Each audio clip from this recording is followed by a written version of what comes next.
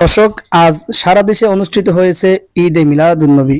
দর্শক, এই ঈদে মিলাদুন্নবী উপলক্ষে একদল ভণ্ডরা রাস্তায় র্যালি নিয়ে নেমেছে। যখন রাস্তায় র্যালি নিয়ে ব্রাহ্মণবাড়িয়ার মাদ্রাসার কাছ থেকে যাচ্ছিলেন, তখন কিন্তু মাদ্রাসার ছাত্ররা ভণ্ডদেরকে এমন উচিত শিক্ষা দেয় যে উচিত শিক্ষা তাদের সারা জীবন কিন্তু মনে রাখার কথা। তাহলে বিস্তারিত জেনে আসি ভিডিওর মাধ্যমে।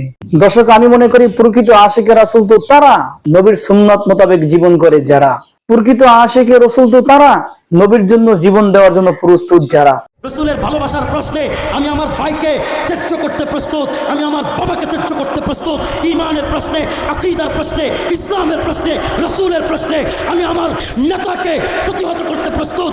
রাষ্ট্রপ্রধানও যদি ইসলামের বিরুদ্ধে যায়, ঈমানের বিরুদ্ধে যায়, রাষ্ট্রপ্রধানের বিরুদ্ধে বিদ্রোহ করতে আমি প্রস্তুত আছি ইনশাআল্লাহ।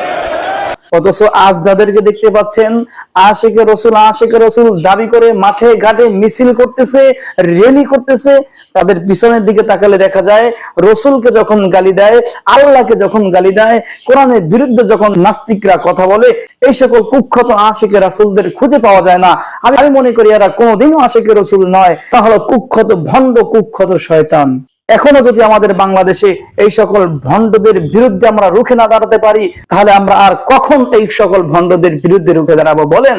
কারণ আজ আমাদের বাংলাদেশে স্বৈরাচার সরকার তো নেই, কারণ আমাদেরকে তো স্বৈরাচার সরকার দীর্ঘ 16টি বছর আমাদের মুখ বন্ধ করে রেখেছে। কারণ আমরা কোনো সঠিক কথা মানুষের কাছে বলতে পারি নাই, বুকের কথা তো বুকে চাপা দিয়ে রেখেছি। আজ সেই বুকের চাপা কথাগুলো তো প্রকাশ করার সময়। এই জন্য আসুন, দলমত নির্বিশেষে সঠিকটা মানুষের কাছে প্রচার করুন। আর যারা ভণ্ডামি করতেছে, মাজার নিয়ে পূজা করতেছে, মাজার নিয়ে ভণ্ডামি করতেছে, এদের বিরুদ্ধে সবাই আমরা রুখে দাঁড়াই। আজ যারা আমাদের বাংলাদেশে নবীকে নিয়ে ভণ্ডামি করতেছে, নবীর জন্য ফ্যাক ভালোবাসা দেখাচ্ছে, অথচ নবীকে গালি দিলে কোথাও তাদেরকে মাঠে ঘাটে পাওয়া যায় না। আমি মনে করি এই সকল ভণ্ডদের বিরুদ্ধে আজই আমাদের রুখে দাঁড়ানো দরকার। এই জন্য আসুন, দলমত নির্বিশেষে এই সকল ভণ্ডদের বিরুদ্ধে আমরা দাঁড়াই। আমি আশা করি দর্শক, আমার কথাগুলো আপনারা বুঝতে পেরেছেন।